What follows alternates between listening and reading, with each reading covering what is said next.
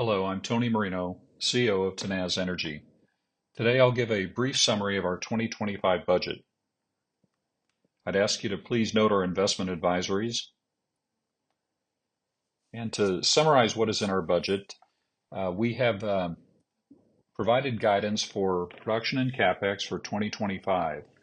This is for our existing Canadian and non-operated Netherlands asset. Does not include the additional volumes and CapEx that'll be associated with NOBV at the time that we close that transaction. At the time we close NOBV, we'll put out new guidance that includes the operated Netherlands assets as well as our existing ones. In the current budget in Canada, we are planning a 3 gross well, 2.3 net drilling program.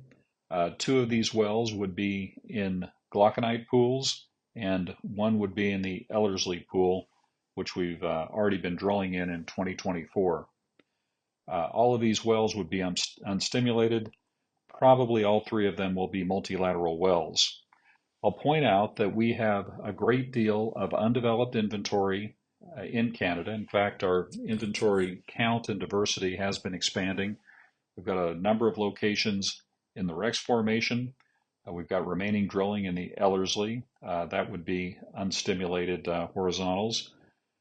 We have some undrilled inventory in the Sparky. These would be stimulated, as are the Rex wells, and several glauconite pools that we're going to be drilling in this year with unstimulated horizontals. So a lot of inventory, only 3 gross, 2.3 net wells planned at present for 2025, but we certainly have the flexibility to expand the Canadian budget.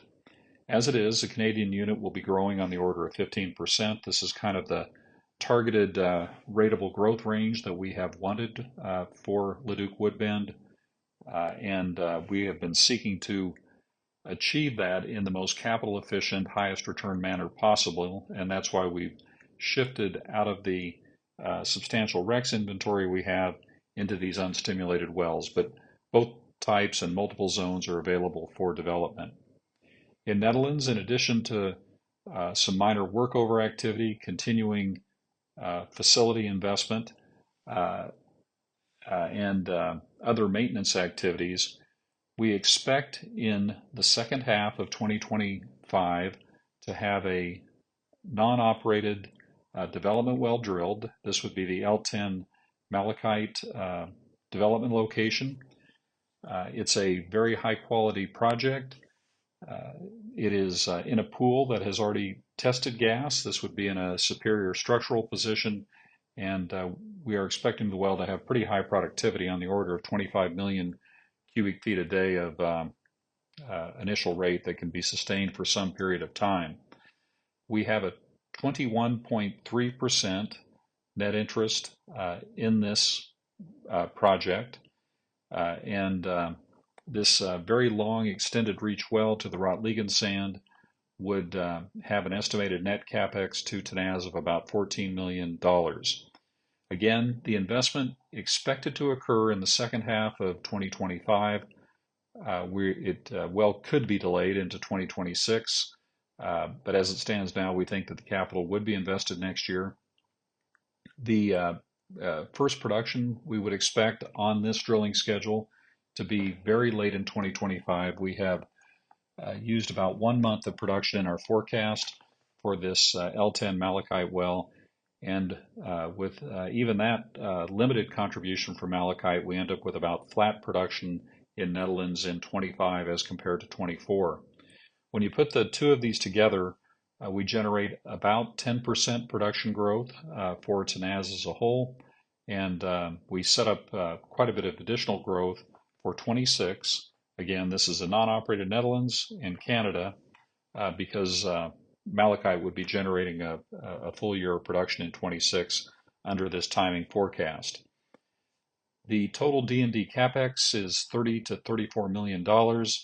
That's based on a similar level of capex to what we invested in Canada this year. It does have an increase in the Netherlands. Again, that is for this L10 Malachite well that we are expecting to have drilled. In addition to that, we have 1.7 million of CapEx projected for E&E activities in the L10 CCS project. With respect to the NOBV transition, we continue to make progress on all fronts towards completion. Timing expectation has not changed. We are projecting mid-year. We'd be very happy to close it earlier, and that may be possible. We have had excellent engagement and interaction between the Tenaz and NOBV teams. We're delighted with the NOBV staff that will be coming over to Tenaz. They're very well trained and they're very highly motivated, and we're very excited at Tenaz to be able to work with this group after the closing of the acquisition. One final point on NOBV, we continue to analyze and work up projects. Of course, we did a very detailed forecast of what was available at the time that we made the acquisition, and we felt we had a very large amount of workover, facility, development, drilling, and exploration inventory at that time. We find that the project inventory even exceeds our expectations. There are a number of additional projects we think that we'll be able to bring to the fore once we become operator, and it should give us a very strong investment horizon from these NOBV assets, and I think a real ability on our part to turn the production curve from the current decline profile into one that grows meaningfully over time. The next slide is a detailed summary of the 2025 guidance, and I've already covered, I think, almost all of these items. We reiterate our hedging program. Again, everything on the slide, including the hedging, applies only to the existing Tenaz assets, our Canadian operated assets, and our non-operated Netherlands assets. The production mix that you see on the lower left is pre-NOBV, and the guidance on the lower right, again, calling for around 10% growth in production from 24 levels and a higher CapEx level, mainly driven by the non-op Netherlands development drilling, as shown on the lower right. Again, all this guidance without NOBV.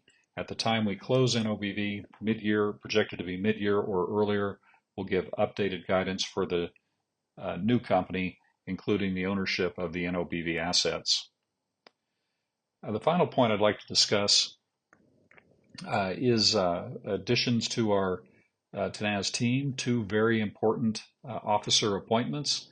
And I think that each of these new officers is going to make a very significant contribution, not only to our existing assets and to our NOBV, the performance of our NOBV assets after we close that transaction, but also to our ongoing business development program. The first listed here is Adami Waniki. He is our new Vice President of Marketing.